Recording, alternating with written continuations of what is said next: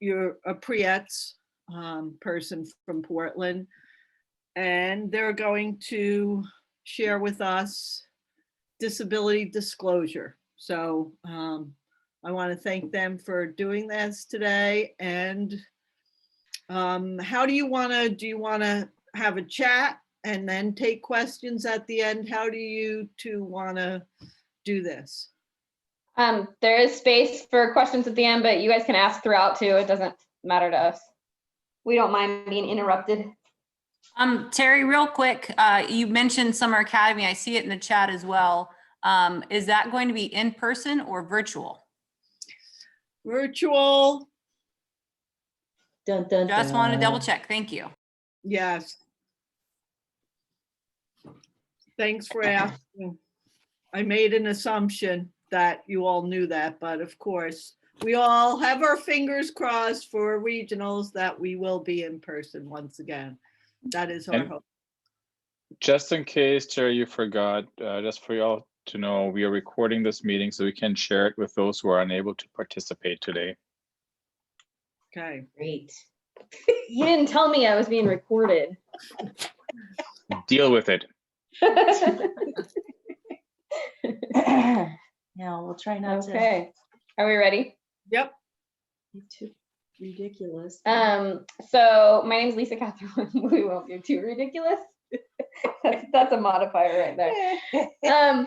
So my name is Lisa Catherwood. I used to be the YSP statewide coordinator, and now I work for ODDS, and I am the host home coordinator. So host homes is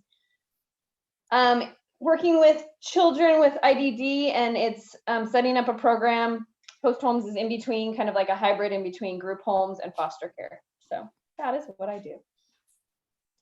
Hi, I'm Tony DePeel, and I work for vocational rehabilitation as a Prietz coordinator in the Portland region, Clackamas County, Multnomah, but now I also cover Hood River, Wasco, Gillum, and Sherman counties. So I'm out the gorge now, and because we hired a couple other Prietz coordinators to divide the areas out. So that's my job.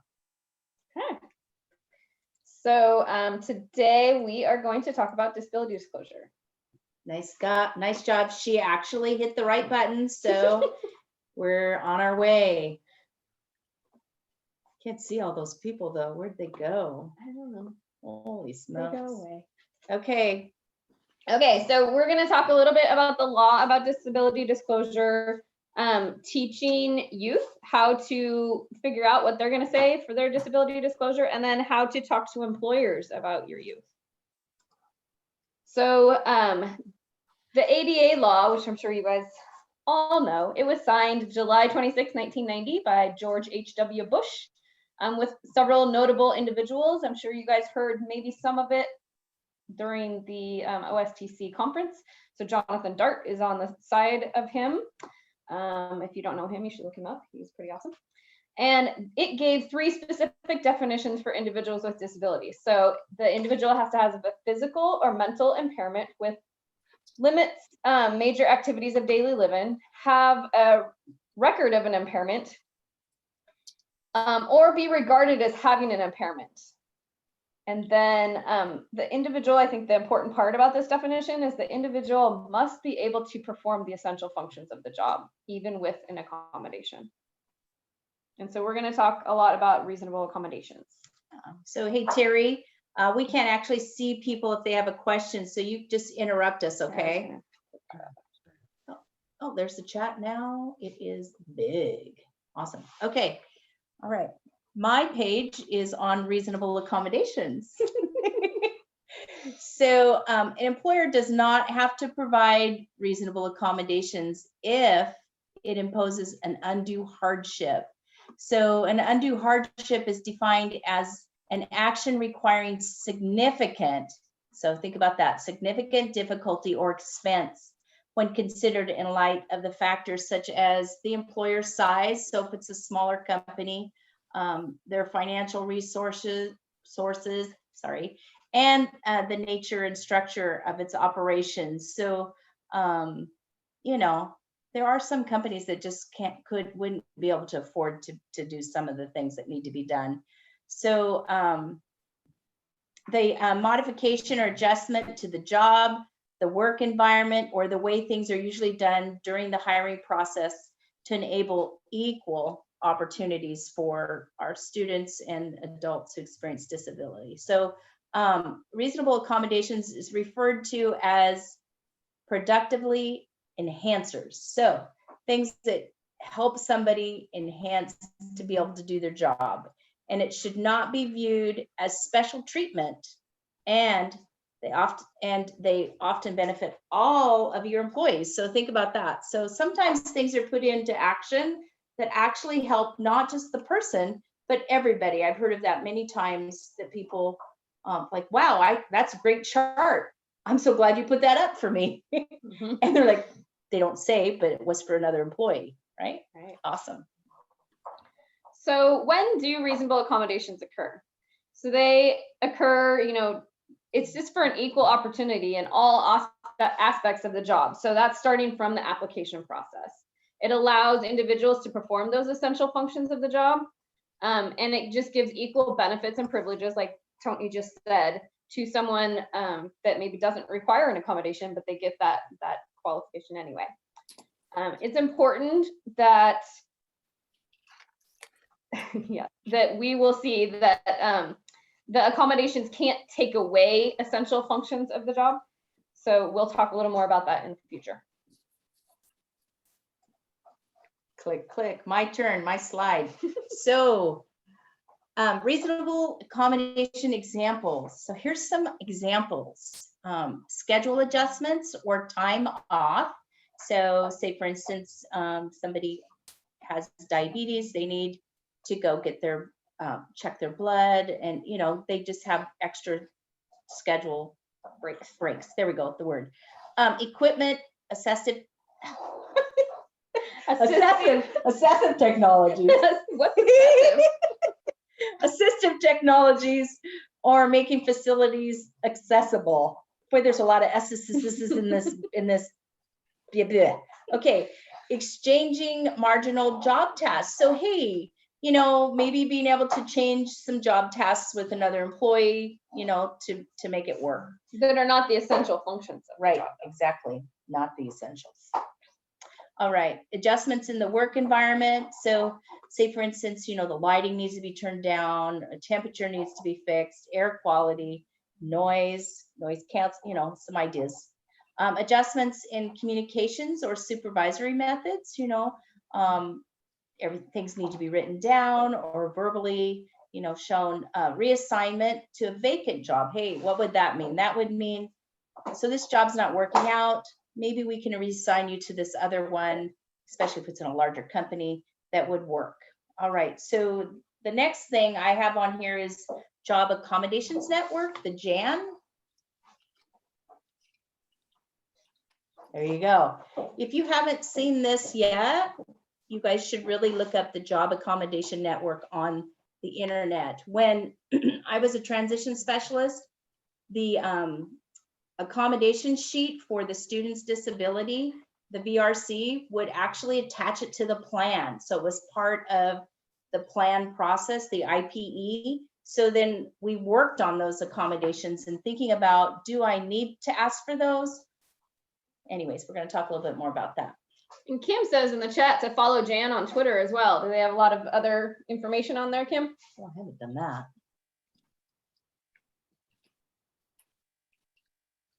You on mute? Kim Miller says that too. Yes, lots of good information on there. Good thing. I haven't seen that, so I will check that out.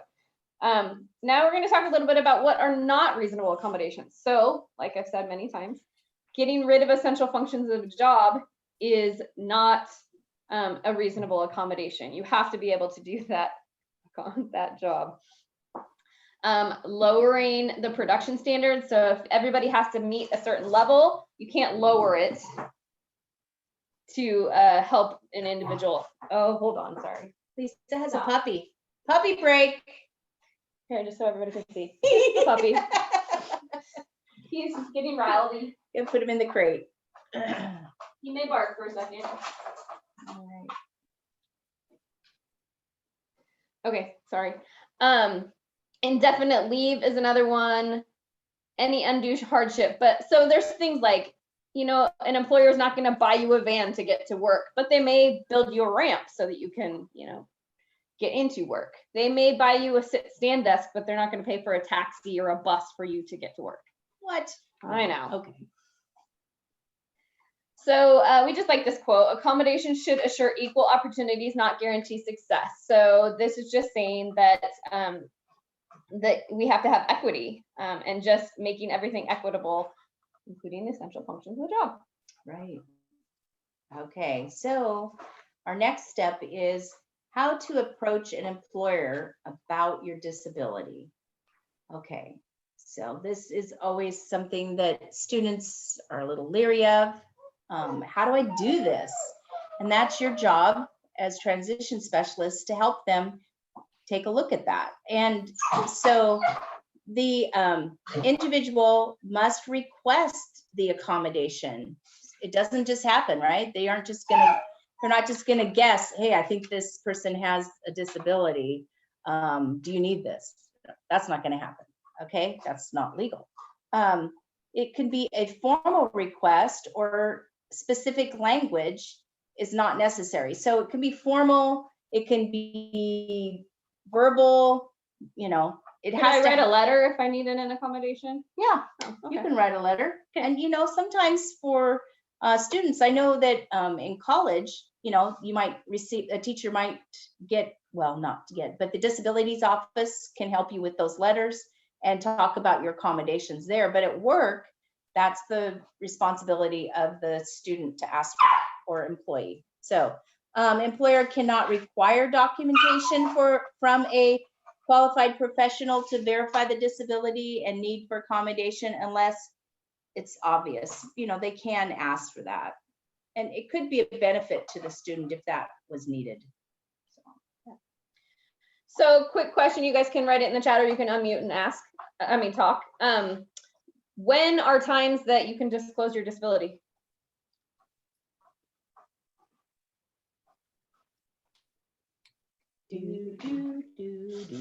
That you can or should? Both? Can? Both, yeah, I guess, yeah. Go ahead, Joyce. Did you have an I don't want answer, to Joyce? answer. I just wanted to say that one thing, and then I figured someone else would take it. Thanks, Joyce. Yes, Kim, during the interview is one of them. Any other times? After you get your job, After you get your job and you realize you need something? Yep. When else? Oh, Marilyn, you're unmuted. You must have an answer. I was going to say during the interview. During the interview, Cool. yeah. Good, Kia. You can disclose at any point during the whole entire process, right? Yes. So you could do it in your cover letter if it's something, I'm assuming a lot of people might do this if they have a very visible disability. It might be something that they might want to put in their cover letter. It's completely up to them. Before their interview, at their interview, during reference time, before they're doing a drug test, when they get the job offer, anytime after their job offer, or they could decide never. Yeah. I'm never going to disclose. So I had a student at one time that I was working with that had a stutter, and he was very nervous about going to this interview. He got an interview with the railroad and was very excited about it. It was kind of like his dream job. And so that was the discussion we had. He's like, well, when do I tell him I have this disability? And I said, well, maybe during the interview. And when do you think that might come up? And he's like, well, I don't know. And I just was sitting there and I thought, well, what causes you to stutter more? And he goes, well, when I get really nervous. And I said, well, do you think that might happen during this interview? Yep. And I said, so it was really, it worked out really well for him. I said, so when you're in that interview and all of a sudden you start to stutter, that's when you disclose your disability. It's gonna come up. You can't hide that. It happens. And it went very well for him, and he got the job because he was very open about it. And He's still there as far as I know. Of course, I really don't know. I don't know. Well, you might know. All right. So some important points is weighing those pros and cons of whether you're going to disclose or when you're going to disclose. Understanding that there's no right time or place to do that disclosure, but you want to try to do it in a more private place. You don't want to do it out in the middle of everyone around you, right? You don't want to dwell on your limitations, which is going to come up a lot in the future when we're talking about this. So don't dwell on the limitations. And then it's really just a need to know basis. So that's another decision when you're weighing those pros and cons. Who are you going to tell? When are you going to tell them? And do they really need to know about it? Right. And what information they need to know about it? I've worked with many youth that did not even disclose.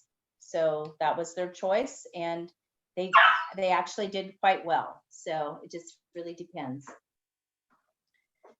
Oh, my turn. All right. So this slide talks about the interactive process of asking for a reasonable accommodation. And so we have on two parts of the slide, we have the applicant, employee, and then we have the employer on the other side. So during this process, if I was the employee, I might make the request. And so if I'm the employer, she makes the request to me, I'm going to review that request. And I will see, is it something that maybe we need medical documentation to determine if I can provide an accommodation or not. All right. And so then I would, if I really need that accommodation, I would figure out what type of documentation I needed and provide that medical documentation. Talk to my doctor about that. Mm-hmm. So there may be times when you don't need it. So it might be like as an employer, sorry, as an employer, if somebody's asking for like a 5-minute break here and there extra, I might not need that medical documentation. But if they stop it on it, if they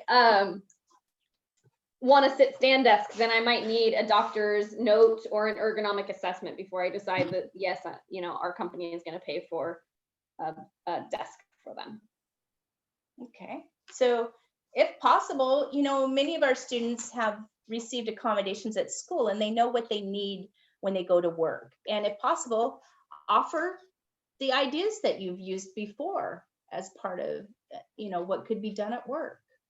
And then together they're going to decide what options are going to work. So, it may be the student may say, hey, I want this Cadillac version of a sit-stand desk, but the employer has the right to say, no, we'll get you a sit-stand desk, but this is the one that we're going to get you. All right. So then it's implemented and then it's monitored. So the employer will go to the individual and find out if things are working out okay. And if they're not, then we revisit and figure out something else. the key thing is open communication. So revisit if necessary, make sure that the students know just because you've asked one thing and it doesn't work, don't feel that you can't have a conversation and check it out and monitor it and see if it's going to work. Yep. So. All right, so this is such a gorgeous slide of seeing somebody, right? And my disability has opened my eyes to see my true abilities. So we have this activity that we did with the students about their strengths and thinking about what are your abilities and how do other people see you also. Most people don't see a label of a disability if it's an unseen disability, especially. So,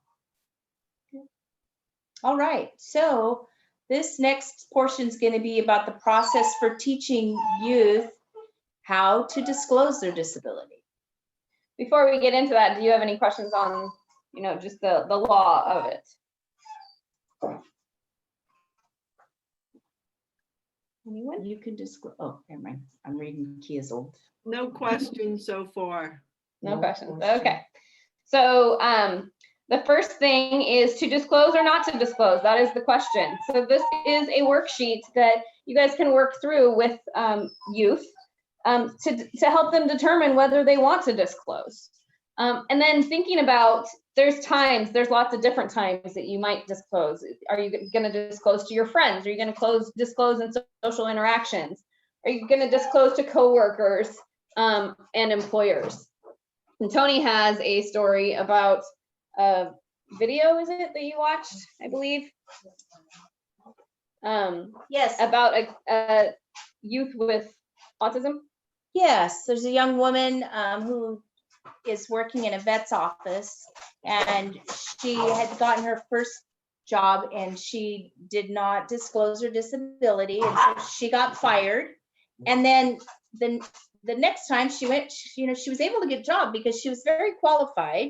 And so she got another job at another vet's office, and she decided, I'm going to disclose. I'm going to tell the employer I have autism, and what are the things that I have to have for accommodations. And she went the next step more after that, and she decided she was going to disclose to her coworkers at the first meeting that they had as a staff.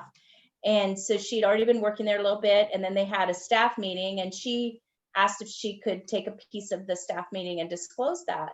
Well, during that whole process, one of the other employees said to her, she goes, I'm so glad that you shared that, because you never would look at me in the eye. And so I just assumed that you didn't like me. And so, yeah, that was a great time for her to disclose, and everything has gone very well there. And that, I don't remember where we got that video at. I have that if you guys want it. I can send it out, but she's actually an office manager now there at that place. So it's worked out really well for her. Yeah. So those are times that the individual might need to decide whether they're going to disclose. I see, Marilyn, you asked for the form. I can send this PowerPoint and forms to Garrett to put up on the website after this. So you can use this form for helping with disclosure decision, but you can also just do a pros and cons list, which is just as easy as well. So. Cool. Okay, All next right. we're going to watch this short little video. And it's kids talking about disclosure and understanding what the employers can say and what they can't say.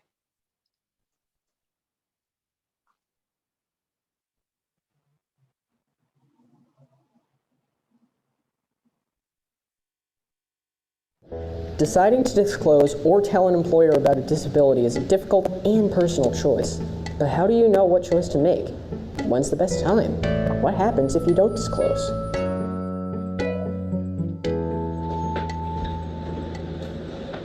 Hey, how's the application going over there? Don't worry about telling them about with the disability. Well, you don't have to let them know about your disability, but they don't have to give you accommodations unless you disclose your disability. So what should I do? There are many things to consider before disclosing your disability to a potential employer. Some people create strategies to self-accommodate without disclosing. Others choose to disclose so they can get more information about potential barriers, support networks, and even disability services. So you don't have to tell them all the personal information, right? I don't. No, all you have to tell them is how your disability affects the way you do your job and what accommodations and supports you need. Whether your disability is visible, like if you use a wheelchair, or a disability is hidden, such as a learning disability or a bipolar disorder, it may change how or when you would disclose, if you chose to do so.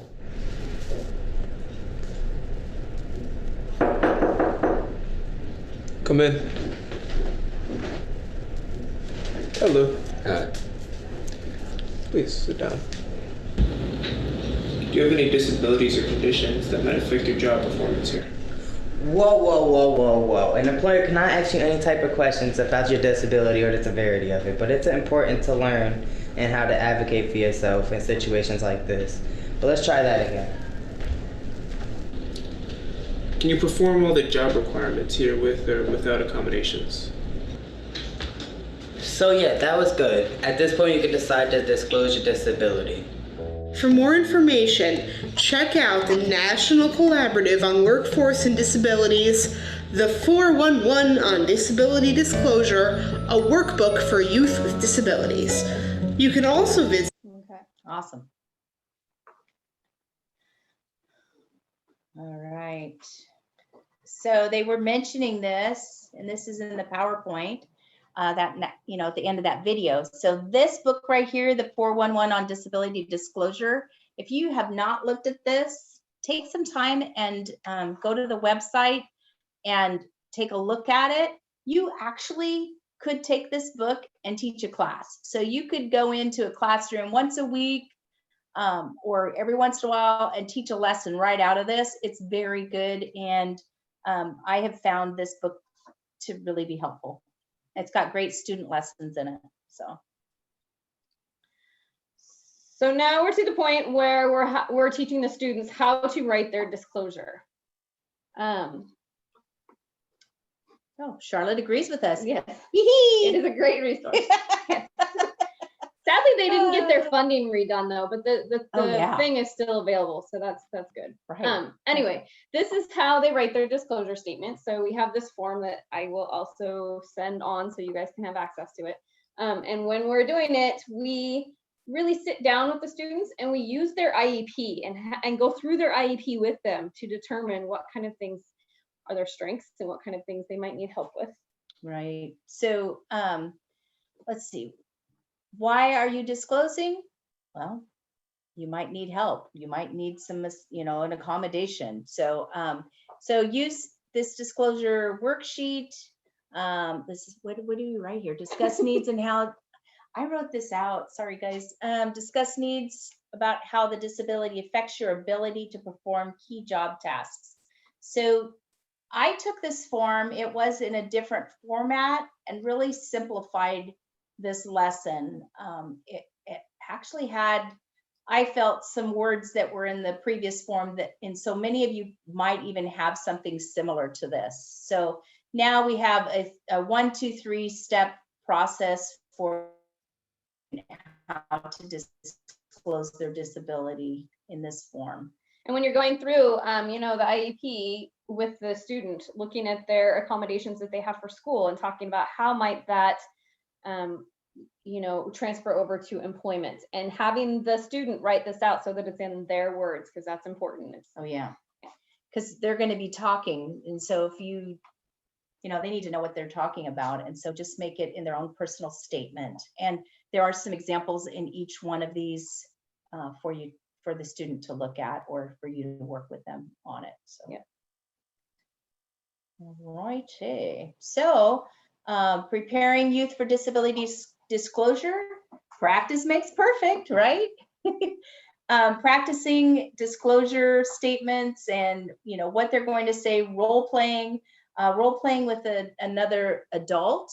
When you're in school, you could even make it an activity that they go and they talk to another teacher or maybe somebody in the office, and set it up that way that they are going and doing the disclosure statement. So maybe somebody that's not used to hearing what a disclosure statement, it could be education for them too, to hear that. So think about the role play, and then they can role play with other students too, but talking to somebody they don't know very well, right? That's not always so easy. One key thing that Lisa and I realized when we were doing the SWIFT program, that when the students wrote their disclosure statement and they started having a communication in that first week in that class, there was really a realization of, oh, I'm not the only one that is asking for accommodations, or I'm not the only one that has a struggle like this. And so it's really empowering for them. It's empowering and validates them and their experiences. So go to the next one. There we go. Okay, so disability is a matter of perception. So in SWIFT, like Tony was just saying, and any other, like many other employment options that you have, most of the employers don't necessarily see them as their disability. They're seeing them as a member of their team. And so you don't really want to focus on their disability, because if you think about it, in every single job, everyone needs different types of tools for them to be successful, and the youth are just the same as well. So cool. So now we're going to talk about how to talk to employers about your youth. All right. How to talk to employers about youth. So this is a maybe if you haven't done this before, might be a little bit of a scary thought of, oh my goodness, I got to get out there and I've got to, I want to set up even a job shadow. You know, you have to start talking to employers. And so build a connection with the decision maker of the business. That's the key thing. I know I've gone into businesses and I think I'm talking to the right person, and all of a sudden I find out that this person actually is, you know, the front office person, and they are not the decision maker. So make sure that you're making a connection with the person that hopefully will be doing the hiring. Sometimes that's hard because sometimes, you know, the front desk are kind of the gatekeepers to keep you away from talking to those decision makers. But making sure that you're very friendly to those people so that they might pass on the message, and then going back and having more communication with them. All right, so explain your program. Think about who are you representing? Not necessarily just the program itself, but who are you representing? A school district or something else. So describe the strengths and the career objectives of that student. So you're not looking just to place the student because they need a job. Hopefully you're looking to find something that they want to do. And what are their strengths? What have they taken? What classes have they taken?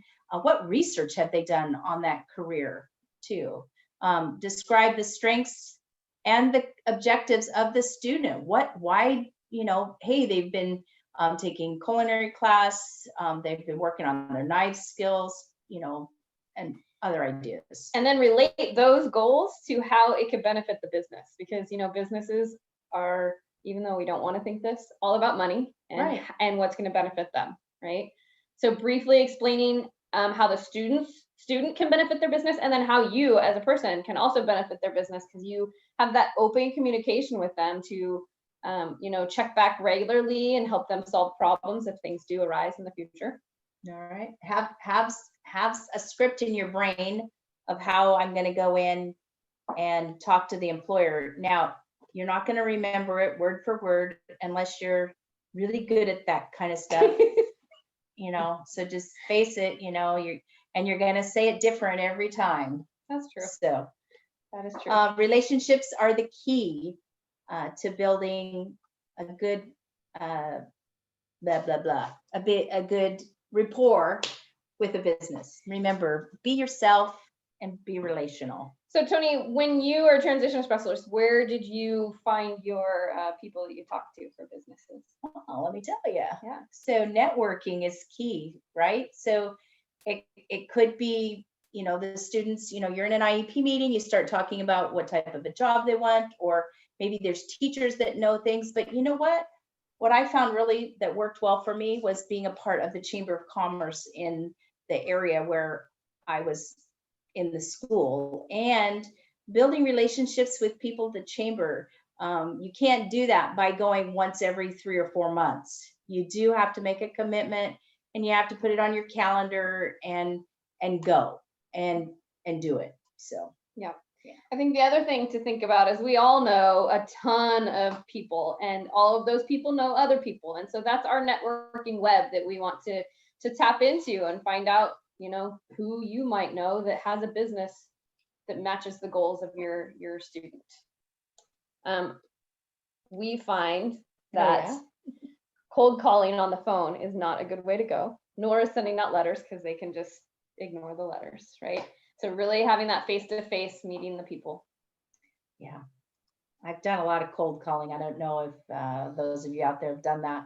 That was one of the first things when I started in YTP. The other specialist, she had like a list of places she was calling, and so she had me start to do that, and I don't think I ever got anything out of that. So, and I think it's harder for people to say no when you're face to face with them than just on the phone, right? Yeah. So, okay. So intro speeches for employers. All right. So here we go. Here's what's in a speech or a pitch or a ditty, whatever you want to call it, right? Where you work and what you do. Introduce the student, talk about the student's job goals, be specific if you know what the strengths are and how it can be related in that business. ask the questions about having a job opening. Do you have a job opening? Ask, right? Or do you have something that might even be relatable in that same field? And wait for the answer. Don't get so nervous to walk out, just wait for the answer. Explain the supports you'd be able to offer. As a school employee, I would be able to come in and check on them, or maybe help with accommodations, figuring those things out. So you're not going to talk about the deficits when you walk in, because just like any of us, if we're in a job interview or whatnot, we're not talking about our deficits. So we don't want to do that with the youth either. And then, as Tony suggested before, when you are talking about where you work, maybe adding that motto or the tagline of your school. Forgot about that. Yeah. So many of you have a business card, and if the school has produced them, you might notice there might be a tagline on there. Have you used that tagline? So the district that I worked for, the tagline was growing great people. And so when I went to chamber, I tried all these little pitches. Finally I was like, this is just overwhelming to me. And so I would just, introduce myself when it came around. I'd say, hi, I'm Tony DePeel. I work at blah, blah, blah, blah. And where we are growing great people. And I'm not kidding you. By about the third time after that, I was saying, they were like finishing my sentence. So they were knowing where I was from.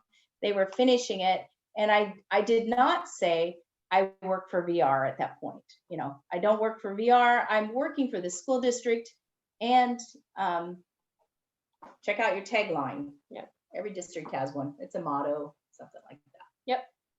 So now I want you guys to get out a piece of paper, and you guys are going to briefly write down what your little intro speech would be. This will be perfected in the future, but write down a little bit, and then I'm going to give you a couple minutes, and then I'm going to ask for volunteers who want to try out their tagline, and then we'll show you our example tagline or example speech.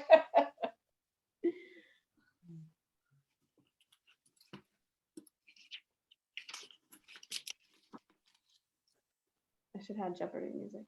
I know. Did you want to show that? All right.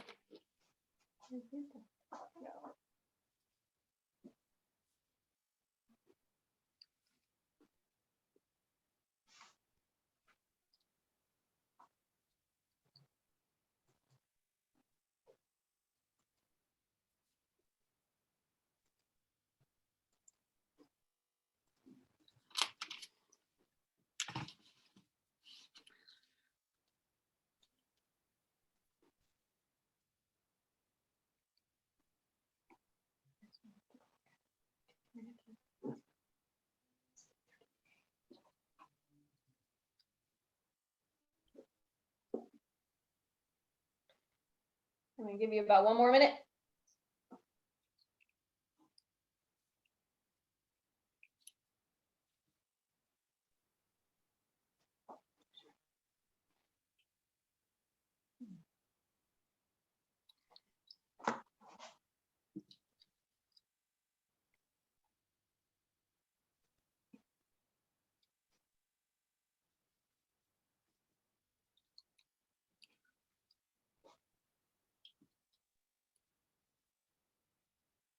Okay.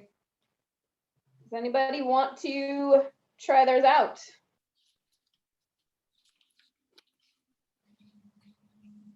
Oh, that makes me nervous. I don't want to call on people. I want somebody to volunteer. Does anybody have an idea or something that they usually say? Maybe, hey, Kim, I knew. I can volunteer if you want me to. Thank you, Kim.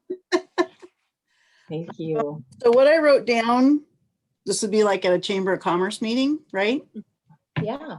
I just said, my name is Kim Miller and I work at 2 local high schools with youth who are excited to join the local workforce. I will stick around after the meeting to talk more with anyone who has questions. Awesome. Nice. And Cool. I've done that and I've had good luck with it, and the chamber meetings are an especially good place to make connections.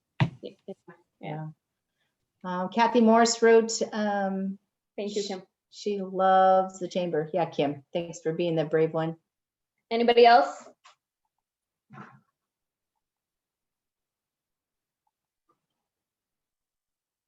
Okay. Well, just like we make the kids practice their stuff, you guys should practice with other people too. So this was kind of our example of how to do it. So my name is blank. I work for some school district, whatever one that is. I help students find work experiences and jobs. I have a student who's really interested in filling the job field and has experience in the field. You can talk then about like different classes they've taken. So I remember when I was looking for employment for some kids for Swift, there was one kid that wanted to do auto mechanics and he had taken a couple classes in school. So I had those written down exactly what classes they were, certificates, so I could show the employer and said, this is, you know, they've already done X, Y, and Z classes. And then ask them if they have any jobs in that area and wait for the answer. So Awesome. So did we do it perfect every time? oh, of course, we're perfect. Aren't we? No, we would go in and you know, it was nice that we had two people that go in. I know you guys have to do it a lot solo, but we would go in and I would say my spiel and then I would be like, I don't even know what I just said. And so I'd make Tony do it the next time so that I could like regain my composure and confidence in what I was talking about. And it never came out exactly the same every time. And I think that's, just remember that, you know, if you kind of go over it in your mind before you go inside, you know, look at a piece of paper or just think about it and then go in. I think the key thing, what's nice about being a part of a chamber, if you can do that, is it's not always a cold call. You know, you can even talk to them at the chamber about it and be, you know, there. So, and you have a resource for finding job shadows and tours and people to come in and do mock interviews when you're involved in the community. And I think that's key. It doesn't always have to be the chamber, but maybe it's some other community organization that you're part of. Yep. So that open communication is really the thing that's most important. And then it can also help once you do get a kid into one of these employers to have that communication so that if there is some problems in the future that you can potentially help them out and help them from not getting fired from that job, those kind of things. So any questions? I want to share this one tagline from Kathy Morris. I love it. We prepare students for a world yet to be imagined. That's it's Reynolds tagline. That's great. That's an awesome tagline. Idea. That's really cool. That's very good. Yeah. Any other questions?